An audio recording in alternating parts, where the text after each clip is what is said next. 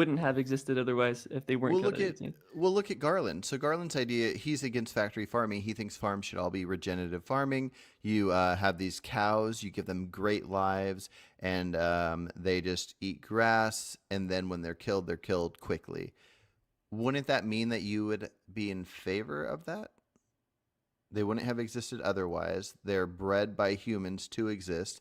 They're gonna if we could give Garland exactly what he wants, and I guess kind of Singer talking about the chickens and the amount of chickens per hectare, um, which I didn't fully understand because Singer did say he wanted total liberation, but then he was also kind of defending the idea of using chickens if there was a certain situation. But I think that's just this is better than what we currently do, where really he wants the total liberation. But anyways, Garland's farm.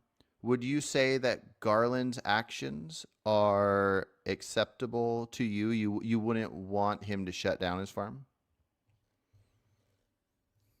So it's a yes and no answer. So uh, I'm not in favor of Garland's farm. I'm in favor in that it's better than factory farming, right? Mm-hmm. Um, but I think there are better options that exist. Um, but I guess I could give like maybe a hypothetical farm that I might be in favor for.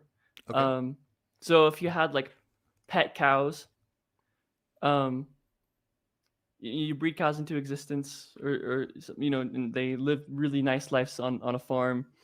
Um, you can play fetch with them or whatever, treat them like you would dogs. And then similarly to dogs, once they get old and start getting sick, and to the point where their the suffering kind of outweighs the net positive of their experience, you would uh, euthanize them, Mm-hmm. like a painless death.